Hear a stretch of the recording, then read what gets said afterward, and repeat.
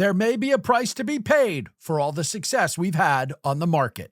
My gut instinct is that we are very much moving into real vulnerable territory in that as stock prices continue to go up, they are priced increasingly for perfection. And what I worry is that we will get to a point where something very imperfect happens. It could be one or multiple catalysts that could trigger some kind of significant drawdown for the stock market.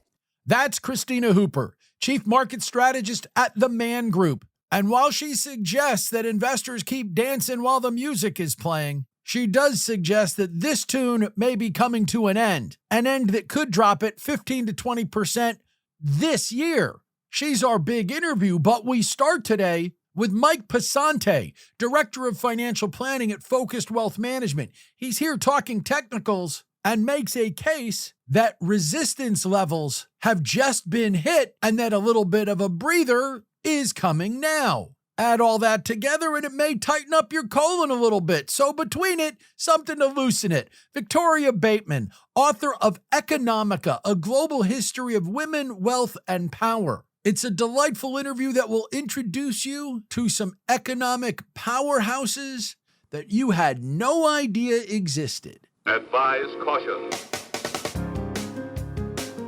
Well, yeah, the advised caution is for what you're going to hear from Mike Passante and Christina Hooper, because they are most assuredly advising caution today. But you don't have to be cautious about coming to live the money life, because every day, even when you're getting not the most positive and optimistic things out there, though Christina remains optimistic, Mike does too. They're just adding what they consider a taste of realism to it. Every day is a good day to live the money life, and we're really happy that you're here. I'm Chuck Jaffe, your host. Thank you so much for joining me. This show does go in some really interesting directions. And by the way, Victoria Bateman's book, Economica, is out today, and we've got a contest for it that we will introduce you to at the end of the show. It's a really easy contest, I will say that up front, although it is in keeping with the book itself in its own way. But this was a really cool book. There was a person at FinCon who was going around. She's doing some work that tries to talk about the economic impact of women on an ongoing monetary basis, and tries to do some things that are looking at contributions to the economy in different ways. This is not that kind of research. That would be interesting, and maybe someday it'll be something we get into. The research, to me, when I was looking at it, was not fully baked, and we don't talk about half-baked ideas here too much. We tried to avoid that, but Victoria Bateman's book, yeah, fully baked and really interesting, because I'm a distinct student of history, and there were things that I learned from the book. As you are hearing this, if you are listening on Tuesday the 30th, we're waiting for word on a government shutdown and whether or not it will happen at the end of the day today. All of these interviews were taped before that, so if there is news today and it seems out of sync with when you're listening, be aware that that's what's happening. We obviously have to talk of how things exist and what we're expecting while we are doing it. But we're also not going to focus too much on the shutdown. You heard yesterday from Dominic Papalardo at Morningstar, whose research shutdowns, that they have a fleeting effect. It's not to say that this couldn't drag on, and that might happen. And if it does, then we'll talk more about it and the outcomes. But we try not to be too focused on the day-to-day. Nobody is going to look back on their portfolio and go, everything was fine and the market had gotten to record highs. And then October the 1st, 2025, they shut the government down, and that was it. Depression and the rest all occurred right off of that because of that. That's not going to be what happens here. So we're not going to focus on that way. A whole bunch of you have experienced what we have been experiencing when it comes to the show, where it's not necessarily getting every place it needs to go. We have been saying this for over a week and a half, and I want to tell you how this goes. On Monday, we had a number of you tell us, the show's not up yet. You were telling us this at like 10 and 11 o'clock in the morning on Monday. Sometimes that show's not up because we were late getting it up, but we were early on Monday, so that was not the problem. We've posted the show. We see it in our archive. The tweets have gone out, And yet you're not finding it in Apple Podcasts. And so a couple of you on the East Coast were saying that. And then it moved to the Midwest, and we had one or two people in the Midwest telling us. And then it was folks on the West Coast and in San Diego and in Seattle telling us we haven't gotten it here. And then DA in Honolulu, whose name you've heard because he's put in picks for Quick and Dirty and he's won contests and whatever, tells me, got up this morning and there it was, right where it was supposed to be. Of course, he's in Honolulu. The show went up and it took about 5 hours from when we posted it till when it actually showed up in the database for most people. Just this morning, Libsyn, Liberated Syndication, which is who we work with in our web hosting, etc., finally came out and said that they have an issue, not just with us, but with like all of their podcasts. They said they are experiencing issues with generating RSS feeds and podcast websites. It will impact the delivery of new episodes to listening platforms and podcast directories. Now, they're trying to say as well that they've got everything fixed. We don't know. We still want to keep tabs on this. So please keep following up with us. We appreciate the notes when you're not finding it. Remember, if you cannot find it where you're looking and you want to find it right away, moneylifeshow.libsyn, LIBSYN.com. But also use the other platforms, like go find us on YouTube, etc., because we're there. And I know it may not be your favorite platform, but maybe that gives you the impetus to try someplace else and see if you like another format better. One way or the other, though, we appreciate it. Please stick with us. Don't let this stop us. We've been having a very good month. In spite of this problem, we'd like that to continue. How do you write me to let me know that you found it, haven't found it, or whatever? Chuck at moneylifeshow.com. That's the same address we use for pretty much everything here, and I would love to hear from you. But right now, I bet you'd love to hear from our guests, so let's do that. We'll start things off talking technicals and then move on to the book interview and the big interview. Exchange is more than a finance conference. It's a community. The insights, connections, and strategies you'll gain will last long after the event ends. Join us for the most valuable few days of your year. Exchange 2026, March 15th through the 18th in Las Vegas. Visit exchangeetf.com to register now.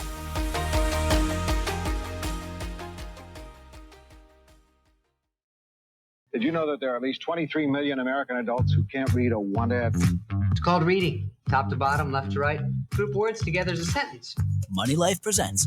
I'm chatting with my guest, author, lecturer. You get him to open his mind and his future. The book interview. Give a kid a book and you'll give a kid a break. That's gonna be radical, Chuck. Reading is good. Can we start the story now? Well, today it is going to be radical. It might be radical enough to change your thinking on things, because my guest is Victoria Bateman, and her book is Economica, A Global History of Women, Wealth, and Power. And it's going to be radical because you don't have to be a big historian to start naming the influential men who have shaped economics and financial world history, etc. Like, they've got their name on stuff.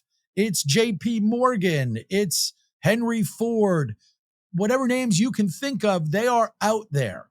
But you don't think of it from the standpoint of women. And oh, by the way, in times when the standards were that women were considered an adjunct, well, this book teaches you history about a lot of things that you probably have never heard of. And that includes me. And I think I'm a pretty good judge of financial history. It is a book that if you have daughters, which I do, and you want them to understand not only the role that women have played, but can play and could play, the book is going to help you there. If you want to learn more about what Victoria is doing, etc., women-wealth-power.com. But also we have the book linked up in our show notes and on our guest page, and we've got copies that we'll be giving away in a contest. The book is just out this week. Victoria Bateman, thanks so much for joining me on Money Life. It's such a pleasure to be with you, Chuck. Let's start by trying to figure out or define why there's always a richest person in the world. There's been a richest woman in the world for as long as we've been measuring riches. But why is it I never heard about any of these people, even when you can make the case, behind every rich man or man who's doing whatever, there was a rich woman as well? So, economic histories have been written by men, for men, about men, and mine is different. So, I present an economic history of the world from the Stone Age that continues all the way through to the present day, immersing you in the most glittering civilizations and taking you through the major economic revolutions from the birth of farming through to modern day computing, but in a way that puts women at the heart of the story alongside men. In getting these stories, it's not hard to find economic history on the fellas because, like I said, they're all out there. How many of these stories are well known? Because that was the thing. As I was reading through the book, I'm like, okay, this one, I've got a little bit of history. This one, I've got no clue, and was fascinated by some of the new stuff. But as a guy who does research, et cetera, I wouldn't have known or had an inkling of where to look. I would have thought that many of these stories would have been lost to history because they weren't the headliners in their own day.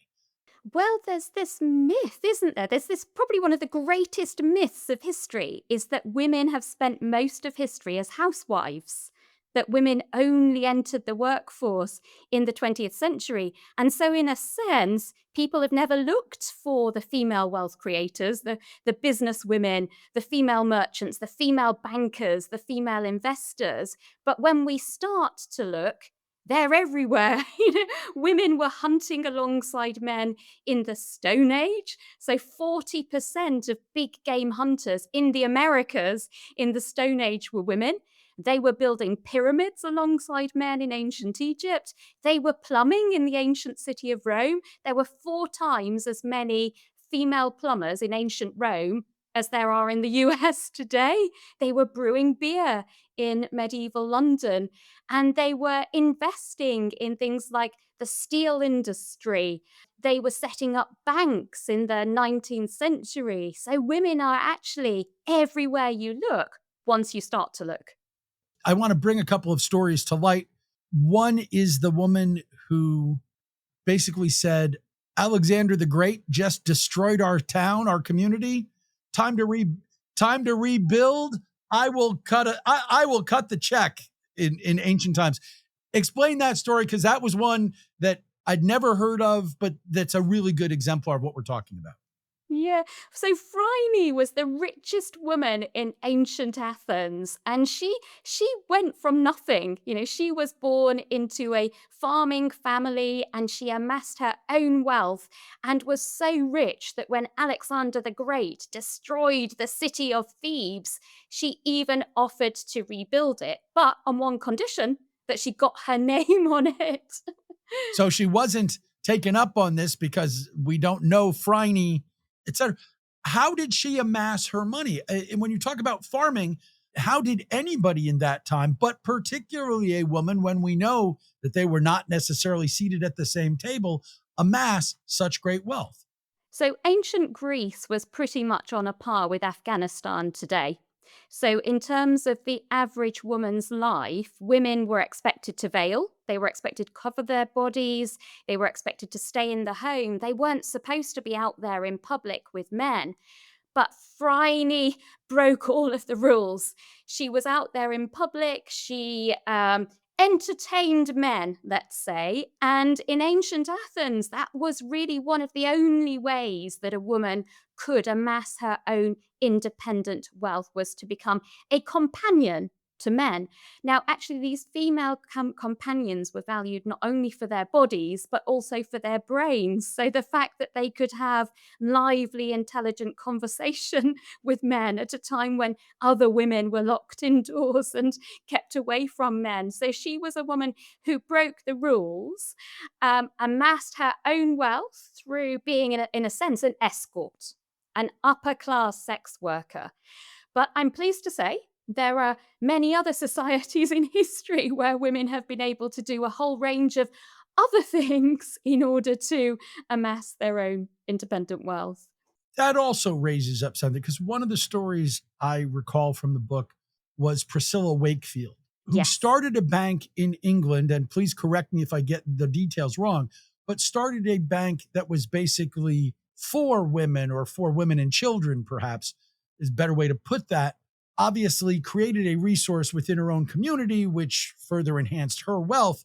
But how much of this has been like Phryne, women working in the male community, although again, in her case, not necessarily in the job that you necessarily want to hear about, versus someone like Priscilla Wakefield, where it was, I'm going to do this within my community. In other words, you talked about how the women have been there throughout, but have they been able, like that story of we're doing it within our community versus we're doing it out in spite of or in addition to the men? Yes. So Priscilla Wakefield, she set up her bank in 1798, so quite a while ago now. And it was at a time when the City of London, so the financial powerhouse of London, was indeed very male dominated. So the streets and lanes of London were filled with men in top hats carrying their briefcases. So what she did was to instead start up her bank about 10 miles away, 10 miles north in Tottenham. And rather than spend money on fancy banking offices, she simply set up a table in a local school from where she opened her big leather ledger, her big leather deposit book, and took deposits from local people. It was known as a penny bank. So the idea was that people without much money could still open a savings account and grow their savings for the future. And at that time, the more male-dominated banks in the financial centre of London were really focused on the wealthy, focused on merchants, rather than looking after the financial needs of ordinary people. And Priscilla Wakefield spotted this gap in the market that actually, no, there is an appetite for savings amongst ordinary people. And that if ordinary people are given the opportunity to start their own bank account, they will save. And then in turn, they will invest and they will improve their lives through their own saving and hard work. So while she only started her bank in Tottenham, that then inspired other people, other local initiatives to start their own savings banks up and down Britain. And then in turn in the US, at the start of the 20th century, 1903, so the American equivalent really of Priscilla Wakefield was Maggie Lena Walker.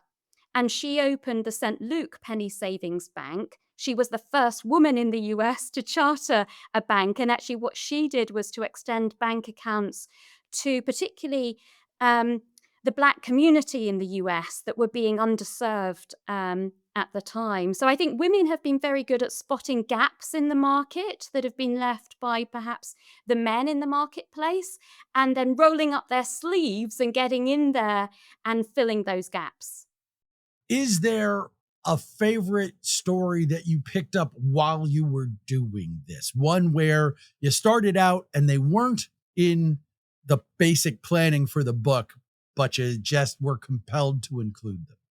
Oh, yes. So Hetty Green, so the first female tycoon in the US, a wonderfully austere woman. I mean, incredibly rich. She began by saving as a child. She opened her first bank account when she was 8, and she was very miserly. She saved and she saved until when she died in the early 20th century, she was worth between about $2 and $6 billion in today's money. Incredibly austere woman, but incredibly clever. And she was asked what was the source of her success. And she said, I buy when things are low and nobody wants them. I keep them until they go up and people are crazy about them. This, I believe, is the secret of all successful business.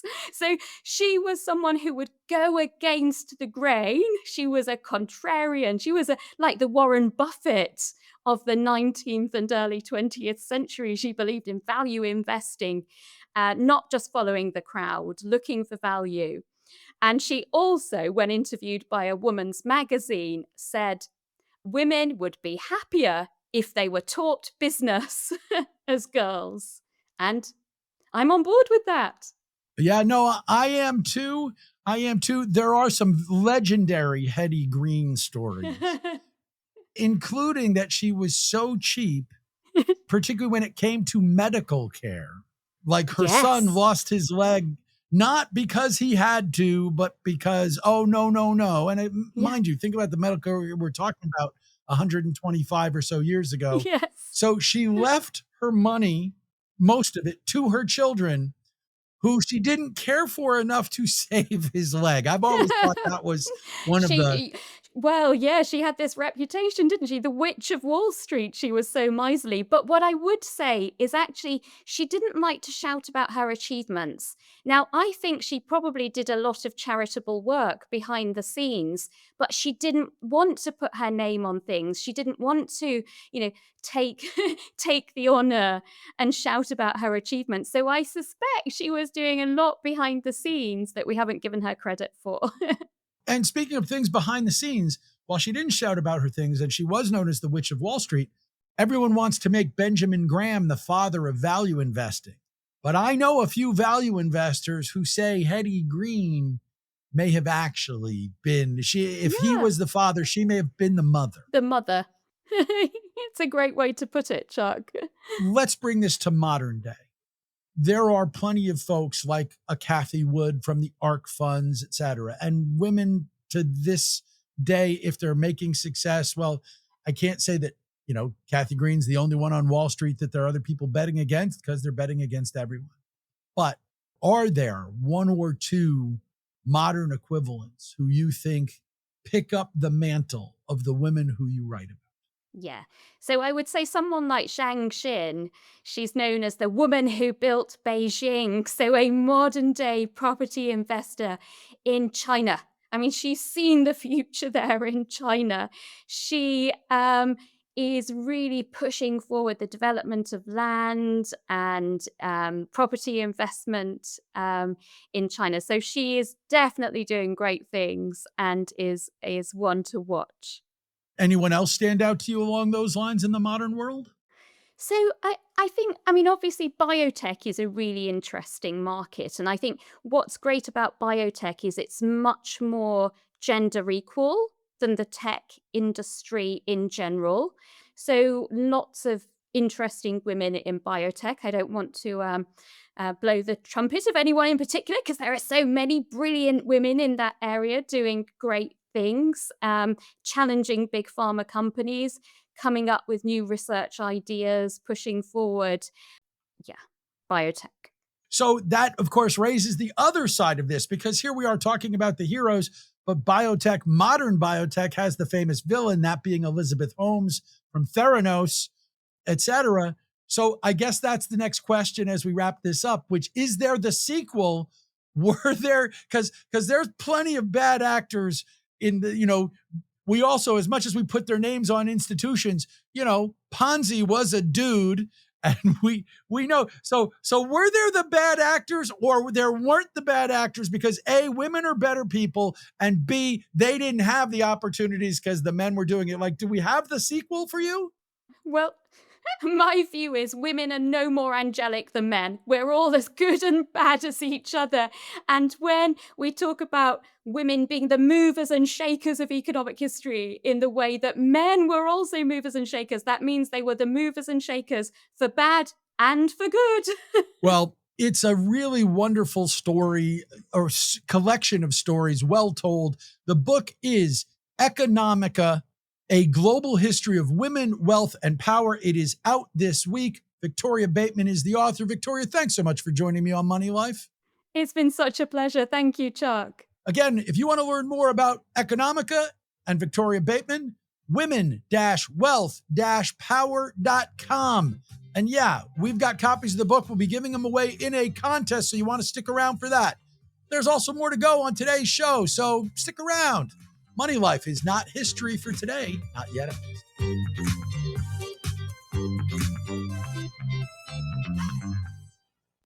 Everything an advisor needs in one newsletter. Go to advisorperspectives.com and see why 100,000 advisors are subscribed to our newsletter. Don't get technical with me. But enough of my technical mumbo-jumbo. Allow me to demonstrate. We are talking technicals here on Money Life, and this is where we demonstrate that it's not technical mumbo-jumbo, that it is what you can take from the market's charts and graphs. Making his debut on the show today, Mike Passante. He is Director of Financial Planning at Focused Wealth Management. He is one of the experts on the firm's Two Question Tuesday podcast. So if you like what you hear from him and you want to learn more, well, focusedwealthmgmt.com is the website for the firm. But Two Question Tuesday, the number two, twoquestiontuesday.com, all run together. That gets you to the Two Question Tuesday podcast, which you might have some fun with. Well, now let's have some fun talking to Mike. Mike Passante, thanks for joining me on Money Life. Of course, Chuck. Thanks for having me. Appreciate the opportunity. Let's talk about where we are with this market, because from a technical analysis standpoint, well, anytime you get a market that is close to record highs, you got people who are worrying that we have to back off. But there doesn't seem to be a lot of worry. So have we got room to run here, or have we got to take some sort of a breather next, in your take? I'm of the belief right now that we need to have a little bit of a breather in the markets. If you kind of look at what's happened and what's transpired ever since April, the market has been on a relentless move higher. And it's basically chugged higher. If you draw a longer term channel from the 2018 and 2021 highs up until right now, we've basically hit that peak of the channel. And if you accompany that with overlaying different Fibonacci extensions, 6650 is basically the long-term Fibonacci extension, the 131.8 extension off of the April lows. I mean, you can look at a lot of different variables and overlay technical aspects with seasonality. And we do that a pretty decent amount with our firm, looking back at the presidential cycle with the different seasonality cycles month over month. Ironically enough, a lot of people were looking for weakness in August and September, which is normal for the markets on a historical basis. But if you actually look at the post-election years, August and September aren't that weak. It's October that you kind of have to worry out for a little bit. But at the same time, you've seen such technical strength behind this move that there's a lot of people who have been underinvested, especially when you had that scare back in April and the markets went down 19%. But we're at the point right now where I think now that you've got the Fed rate cut, and some of that was very heightened expectation that that was going to play out, it wouldn't shock me to see a little bit of sort of refreshing pause and moving sideways before we see, a little bit more upside momentum going into the end of the year and extending into the beginning of next year. Okay, but in that answer, a couple of different things to pull out. One of which was that you said roughly 6650 was that level. Well, we're pretty much at that level as you and I record this on Monday. We're right there. Yes, we're pretty much there. So we're also entering October. As you also pointed out, October tends to be the month. So you're still talking a fairly benign pullback, but given the seasonal effects, the fact that October can be a witching hour for the markets, and that we're right at your upper limit, what kind of a downturn are we talking? Like, what do the numbers tell you that we're going to hit if we go down to support levels? Well, I don't think it's going to be anything too severe without some type of a, outstanding event that a lot of people can't see, predict, forecast. That doesn't necessarily seem to be in the cards right now. I mean, a general refresh 5% pullback, which again, I don't even know if we'll see anything that excessive, would bring us down to 6320 on the S&P 500. You might see us only pull back to 6440 or retest a breakout of a recent high here with the S&P. The most difficult part of forecasting where you're going to go on a back test right now is the fact that you really haven't had any. A lot of people will look at the S&P back testing different technical levels or different breakout levels going all the way back over the course of time, whether it be months, years, what have you. Now, ever since April, we really haven't had any pullbacks. They've been remarkably shallow. And part of that is due to the fact that we've seen a lot of different rotation beneath the surface of the market. Obviously, tech and artificial intelligence have been, stalwarts and have led this market and everything that's associated with it. But you had a broad degree of participation with a lot of other subsectors, really with the outstanding of healthcare and maybe some aspects of time period energy. But you've seen broad participation higher. Breadth has been very strong. So you've seen a lot of sectors move upwards at the same time with the market.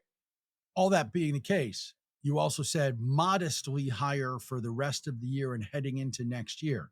So a small downturn, a little bit of a breather, more it sounds like a little bit of sideways. And then we resume, but it also doesn't sound like you're expecting us to go too high. Do you have a target entering 2026? So you can look at different targets going into 2026. I think toward the end of the year, you have to watch 67.50 or even 69.50 if animal spirits really come into play and the markets really chug higher. But at the same time, if earnings power behind the whole thing really starts, not really starts, that's the wrong word, really continues because earnings have been incredibly strong beneath the surface of the market, you could see 67.50 to 69.50 by the end of the year. It wouldn't shock me if you really saw something above 7,000 going into the beginning of next year before you start to see more seasonal aspects come into play and maybe more of a headwind as you enter year two of the presidential cycle, which is the midterms, which generally are rocky years for the markets. You mentioned the Fed briefly. The market seems to have kind of changed its tune. When it got the first rate cut, it was kind of like, oh, and the rate cut cycle is on. And then the economic numbers changed a little bit. And now it's not so much, maybe not so fast. Are we going to see the classic, this is what happens in a rate cut kind of impact? Or is this cycle not going to be it? Because you just mentioned earnings. Earnings have been driving this. So earnings, a bigger driver right now than rates. Therefore, the rate cut cycle not that important to the market. I think that the rate cut cycle might not come with as much upside volatility as you traditionally see. If you look at the historical numbers, when the Fed cuts and the S&P is less than 2% from the all-time highs, a year later, we've been higher 100% of the time, and the average rate of return has been around 14%. So a lot of times when you see rate cuts, the Fed's cutting into an economy where it's already weakened. That's not necessarily the case right now, especially if you look at earnings for the S&P 500, which have really powered higher since 2024. Based off of the 2026 estimates, earnings are up, have a potential to rise. Obviously, the 2026 is still an estimate of 25%, and that's over not that long of a time period. So earnings are powering this behind it. But as you alluded to with the Fed, one of the problems that you've seen, and one of the reasons why I don't think you've seen the same type of reaction for the markets in response to that first rate cut as you traditionally see, is ever since the Fed cut once, economic data has actually started to improve, with the exception of the jobs data, because we really haven't gotten a jobs report since that. That'll come at the end of this week. But what you've actually seen is a 2026 rate cut priced out of expectations. There were two more rate cuts expected by the end of this year, and there were three built into next year. Now there are only two as economic data has started to solidify. And some of the inflation readings are starting to pick up a little bit. I still think that the Fed's going to basically look at the underlying economy here. But if inflation ticks up north of 3%, it's going to be hard for the Fed to cut six times into that. Given all that we've talked about, as you look forward, and we said you're director of financial planning. So a benign market condition is not one in which you're making a lot of changes. So is this basically, yeah, we climb the wall of worry and keep going as long as the wall of worry leads you upward? The wall of worry is one of my favorite things, Chuck, because realistically, I have conversations with individuals all day. And the basic premise behind them is, why are we continuing to chug higher in the face of all of this? And you have to overlay that on a broad scale with financial planning, with everything realistically that we do. We're very tactical in our approach, and we try to really hit a lot of the major swings that actually happen within the framework of markets. We were actually a little bit more optimistic in April, knowing what the mantra was and watching the underlying economic metrics behind everything, especially when you look at earnings and tech spending. Tech CapEx spending has really powered this higher. But we're always trying to be considerate of our clients whenever we're making different changes and different financial decisions on their behalf, trying to overlay some of the economic fundamentals and some of these technical variables that you're talking about here with a lot of our considerations and our long-term portfolio strategies. We're bringing a lot of our clients back to a little bit more of an optimized target from an investing perspective, because if you start the year in a 60-40 benchmark portfolio and your 60% has run up, you're no longer 60% now. So we're starting to incrementally trim in different areas going into the back half of this year, basically to bring a lot of people back to their individual targets. That doesn't mean we're bearish, because when you look at the long-term rates of return of a 70-30 portfolio versus 60-40, they don't really deviate that significantly. But at the same time, we're trying to minimize and mitigate the volatility component with a lot of individual financial plans, because that's what throws people off long term and makes bigger mistakes for them in the grand scheme of things. Yeah. During times like this, you tend your garden. You don't have to rip it out and plant new crops. That's the basics of it. Michael, really good stuff. I appreciate you joining me on the show to talk about it. Thanks, Chuck. I really appreciate the opportunity. That's Mike Pisante. He is Director of Financial Planning at Focused Wealth Management. He's one of the experts behind their Two Question Tuesday podcast. So, focusedwealthmgmt.com to learn more about the firm, twoquestiontuesday.com to see their podcast on Michael and his partners answering questions. And again, it's Two Question Tuesday, the number 2. And we're just getting started. Our number 2 interview today will be Victoria Bateman, author of Economica, A Global History of Women, Wealth, and Power. And speaking of powerful women, then we'll have Christina Hooper, Chief Market Strategist at the Man Group. Oh yeah, we're living the money life, and we're back at it in a moment. Exchange is more than a finance conference. It's a community. Join us to gain insights and connections that last. Visit exchangeetf.com.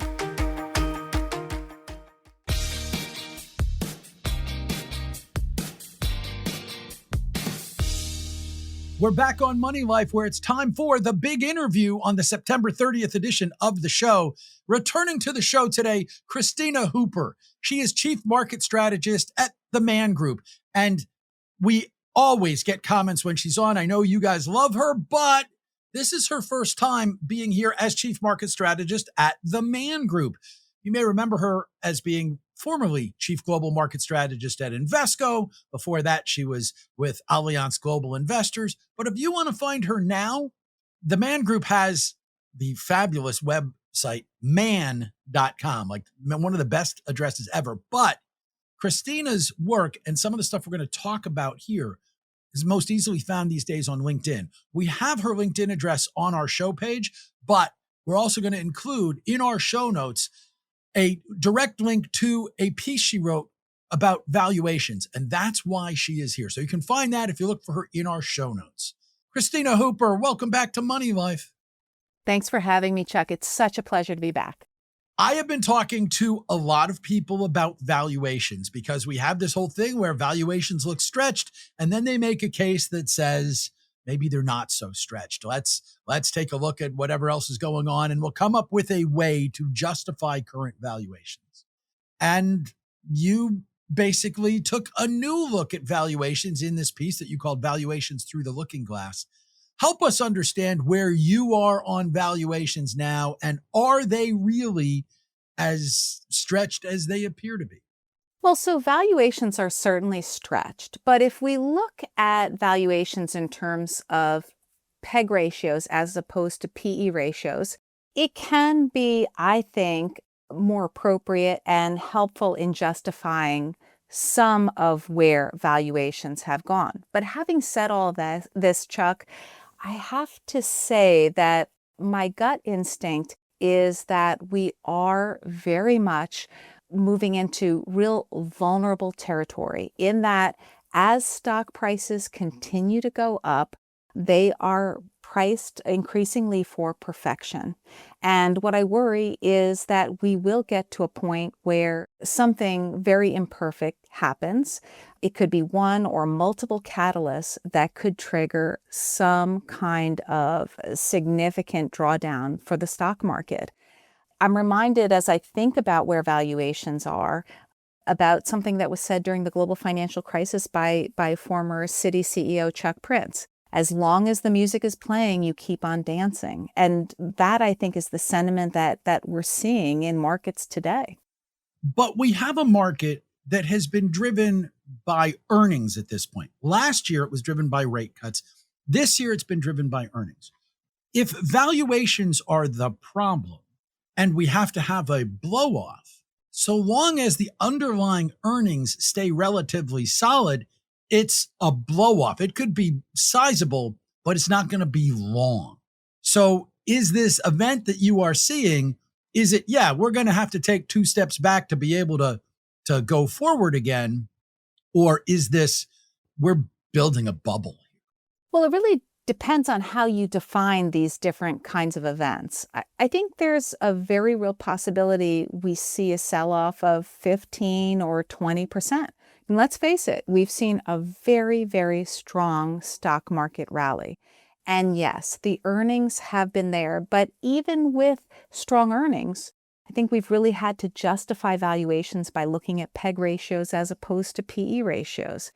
So long as that continues happening, where we get strong earnings, I think there's certainly an argument for stocks continuing to go up. But if, for example, we were to get to the point where there are catalysts, for example, companies decide they don't want to spend as much on AI, on that capital investment, then we could see real problems for the stock market because that will have a very significant impact on earnings and earnings growth, given that that's really been a powerful force behind it thus far. So, to answer your question, I certainly think we could see a 20% drawdown. And depending upon what catalysts are out there, that could last longer than we'd expect. I mean, keep in mind, we're likely to have a pretty shallow Fed rate cut cycle based on everything we're seeing thus far. Given the fact that this has been an earnings-driven rally, would your preference be that the Fed not be cutting rates until we see this kind of a decline, that, we're not going to get a huge impact from rate cuts, unlike what we saw during the last rate cut cycle when rate cuts at least helped with the market? We're not likely to see them push valuations even higher. And if they do, they're just setting us up for more of a fall. Would you like to see the Fed be a little circumspect on rate cuts, at least until the market has this blow off? Well, that's a great question. And I think to answer that, you have to ask yourself, who is the Fed there for? Is the Fed there to prop up markets and send them higher? Or is the Fed there for Main Street?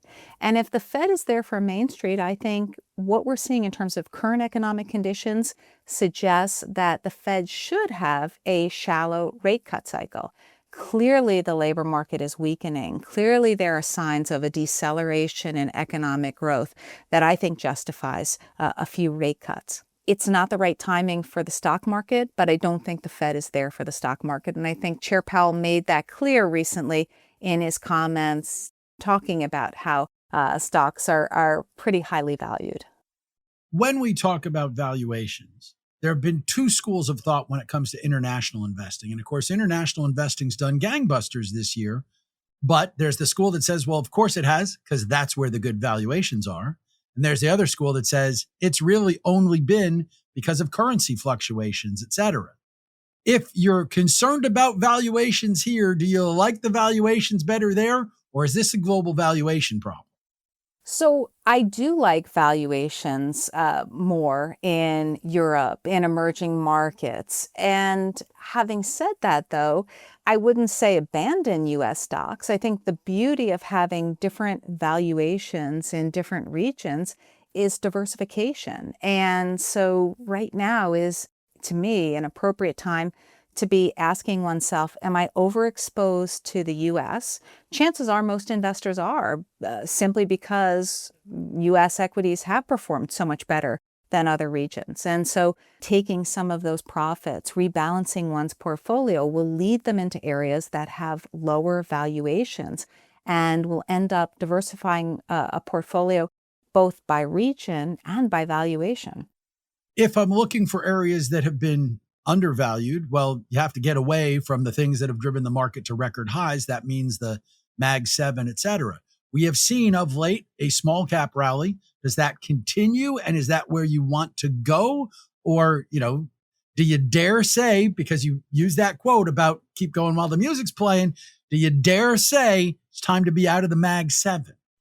I'm a little skeptical about any kind of sustained small cap rally, just because as we stand here today, it doesn't look like we're going to have much of a rate cut cycle, right? We have, median 2 cuts for this year in the dot plot, 1 for next year, 1 for the following year. That to me is not enough fuel for a sustained and very significant small cap rally, especially in the face of tariffs, which could provide a much bigger headwind for smaller cap stocks that just have a less ability to manage those tariffs than large cap names. So to me, that is not an area of real opportunity. You certainly want, I believe very much in diversification. I believe in having exposure to all different asset classes, but this would not be a time where I would overweight small cap exposure. Now, in terms of the Mag 7 and exposure to large cap tech names, I would not get out of those stocks. We don't know how long this rally could last. I just, again, think it's so important to be well diversified, to be cognizant of overweightings and ensure some kind of rebalancing that brings more diversification to a portfolio, more hedges against different downside risks. And that, of course, includes disappointment in the Mag 7s. So let's see if I can recap a little bit. You are worried about valuations. You're not buying the small cap rally. You like the valuations better internationally, though you're not really going whole hog. And you're staying with the large cap stuff here because you kind of have to. Are you changing your weightings at all? I mean, have you gotten to where you are less than neutral on stocks and are picking it up instead on the fixed income side? Well, I wouldn't say that I'm less than neutral, but what I would say is that within fixed income, I would be very well diversified as well. I think we have to recognize that there are certainly risks to credit right now. There are risks to, in particular, U.S. Treasuries may not be as much of a safe haven as they have been. And I would also want to ensure adequate exposure to alternatives. But again, as I said, I think that for most, their equities have probably run over where they anticipated they would be. There is an overweighting there by virtue of just the strong stock market, multi-year stock market rally.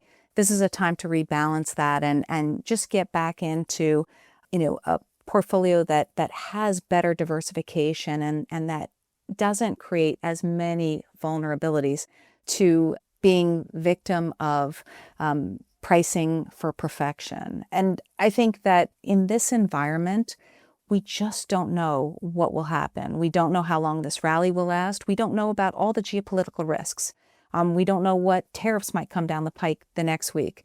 So the ultimate, I think, protection from that, or the best opportunity to try to provide protection from that, is being well diversified. You are not alone in forecasting that the market at some point has to take a step back. But you sound a little more like it's on us than a lot of the folks I talk to. Of course, Wall Street's climbed the wall of worry. It has proven all sorts of people, you expect it to happen and then it hasn't been happening. So is there a perceived catalyst beyond valuations? Valuations have been stretched for a while. Is there a catalyst? Because it hasn't been tariffs, and it hasn't been wars, and it hasn't been virtually everything. I don't think it's going to be a government shutdown, even though we don't know as we record this how long that may or may not occur for. Is there for you a likely catalyst? And without a catalyst, how long does the market defy the gravity that you think it has to own up to and accept it? My sense is that it could be multiple catalysts. It could be disappointment in a Fed that behaves differently than markets expect. For example, if you look at the dot plot for 2025, there is one lone member of the Fed who thinks there actually should be a rate hike before the end of this year. So we could get some kind of scenario where the Fed is more hawkish than markets anticipate. I don't think that alone would do it, but I think it would be a combination, a confluence of events. But perhaps the one that would render this stock market rally most vulnerable is a change in direction for companies spending on CapEx. You may recall a few months ago, we had a little flutter in stocks because of an MIT study that came out suggesting that companies weren't seeing the kind of benefits that had been anticipated by investment in AI. So if we were to get some kind of enormous sea change in terms of company spending on AI, I think that could be it, just because that has been such a powerful driver of this stock market rally. As you are starting, because I'm sure you are, to think about your outlook for 2026. If we have this kind of a decline sooner rather than later, but off of a strong year, because unless we take all of that decline you're forecasting between now and New Year's Day, going to be positive in 2025. So, and it doesn't sound like you're expecting we're going to take it that fast. Does 2026 shape up as a year of a reckoning? Like, is 2026 no better than sideways in your early thoughts about it? Well, first of all, Chuck, I'm not going to rule out the potential for a drawdown this year. We will see how this plays out. I mean, typically what we see is a stock market sell-off in advance of a downturn in the economy. I think we're certainly seeing signs of sick canaries in the coal mine. None have died yet, but we do have some sick canaries in the coal mine. So it would stand to reason that we could see a sell-off this year.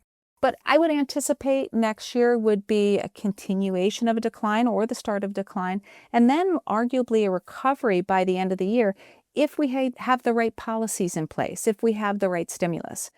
I've been of the view that the Fed's cutting rates wouldn't be much of a remedy for this economy because what ails it is something different. I think tariffs are playing a role. I think government spending cuts are also weighing down on the economy. And of course, I think immigration policy to a certain extent could be weighing down on the economy. So it really depends on the kind of policies we get next year. But ideally, I would anticipate seeing a stock market recovery before the end of the year.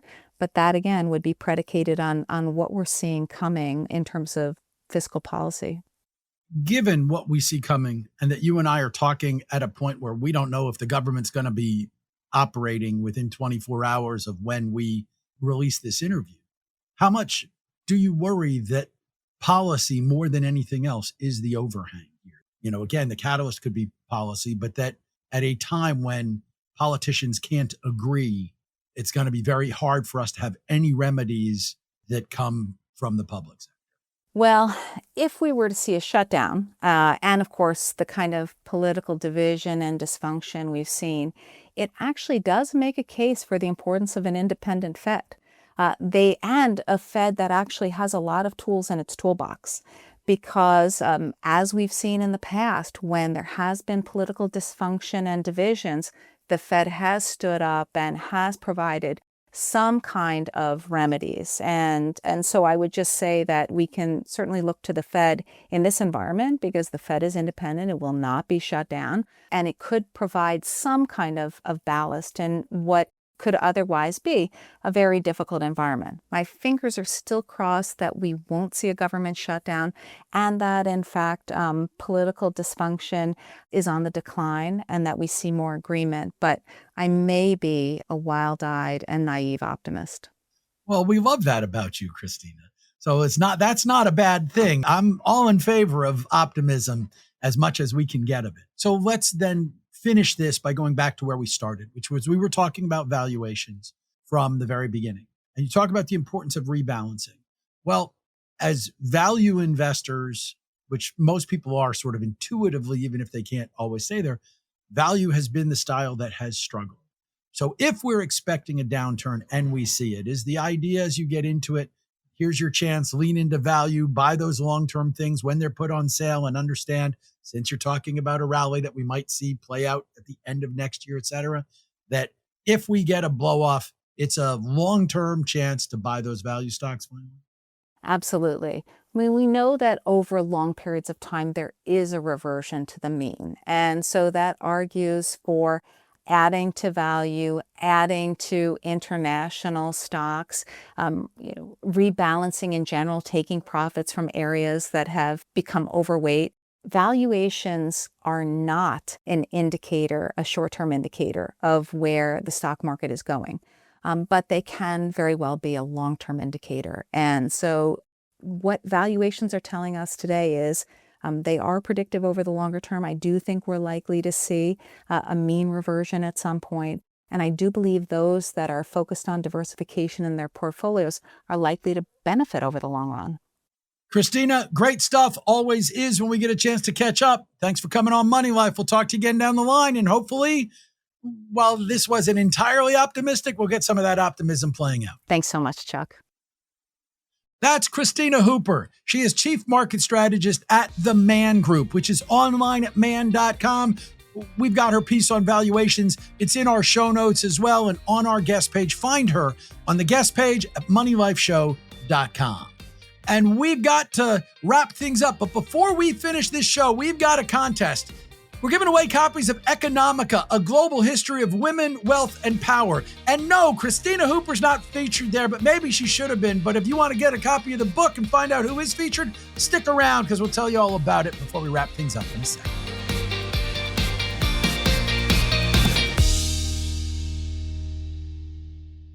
VettaFi is the partner asset managers rely on across the entire product lifecycle. Learn how you can build and support the product of your dreams at VettaFi.com.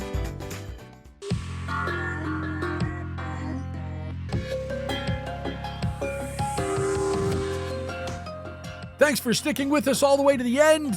I'm going to try to make that worth your while. We hope it was worth sticking with Christina Hooper. That was a great interview. Even if you don't like the message, you got to kind of factor that stuff into your thinking and how you're going to react if and when she is right.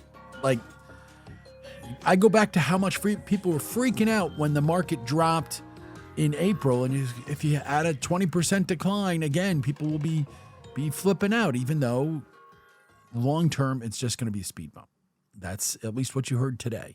Now, what you also heard today was a really good conversation with Victoria Bateman about her new book, Economica, A Global History of Women, Wealth, and Power. The book is all about how women made the world rich. And that's what the contest is about. Now, I know Rob Floyd, my executive producer, is normally here when we are doing contests. He is our contest master, and he has approved this contest, but he's really busy right now behind the scenes. We're doing a lot trying to figure out what is going on that is making it that we post the show and then it's not showing up every place, et cetera. We're trying to run through everything to go, why is there a sudden change that is having this happen to us? But he's tied down there. This contest is so simple, I can do it all myself because since the book's all about women who made the world rich, we're going to talk about rich women. Yeah. All you have to do to enter this contest and have your name in a drawing for the book is to tell us who Forbes magazine currently counts as the richest woman in the world. Send your answer to Chuck at moneylifeshow.com by noon Eastern time on Saturday, October 4th, and you will be entered in a drawing to win the books. Please put the word contest in the subject line of your email. Good luck. Tomorrow on this show, Jeff Blazek, Co-Chief Investment Officer for Multi-Asset Strategies at Neuberger Berman. But also, Ivana Delevska from Spear Invest will be here for the market call. And our other interview will be market heavy. David Bush, Co-Chief Investment Officer at Trajan Wealth. It's a loaded lineup again tomorrow, and we'll load it up this whole week. Man, have we got great things coming in October, which I will tell you about all in October. We will see whether or not tomorrow we have a government shutdown. But meanwhile, I'm sure there are things you might want to do to celebrate today. You could say that you are celebrating right now because it's International Podcast Day. This right here, this rambling, boring conversation containing already made before observations, this could be a podcast.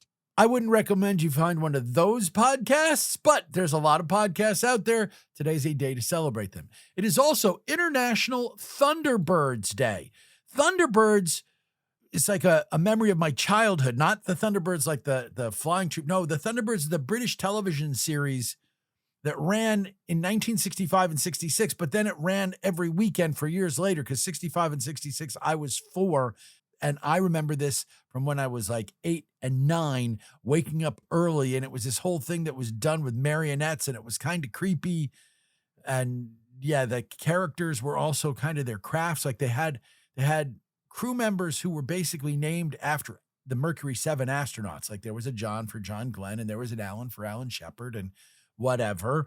But it was also that they had the Thunderbirds were these land, sea, air, space using vehicles or crafts. They were kind of characters too, and all done with marionette technology. Yeah, I was a fan.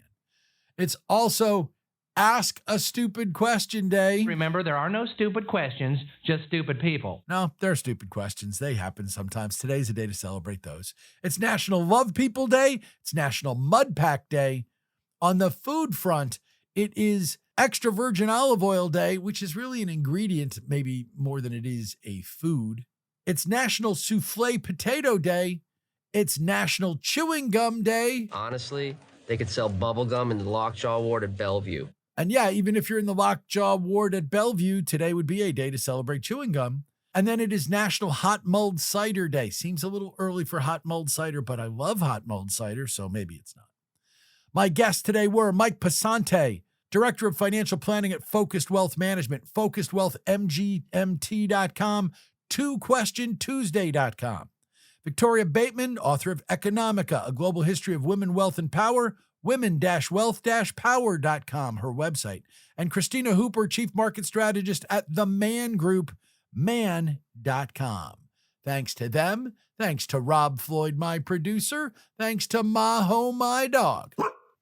But mostly, thanks to you for being here, because you make this special one worthwhile for me each and every day. The Money Life quote of the day comes from Elaine, a French philosopher who said, "Nothing is more dangerous than an idea when it is the only one we have." Yeah, particularly appropriate as we're listening to the ideas coming out of each party in Washington as they try to avoid a shutdown. But remember, we do have an idea for you that'll help keep things in perspective, and it's this. Until we do this again the next time, remember that the best thing you could do for your money is not worry too much about it. Have a great day, everybody. Stay safe and calm. We'll be back with you again tomorrow for more of Money Life.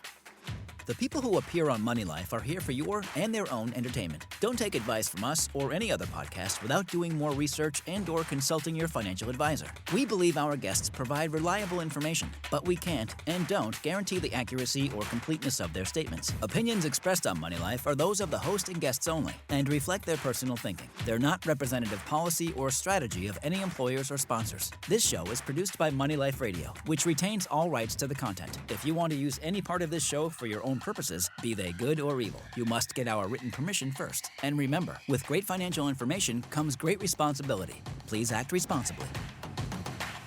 This is the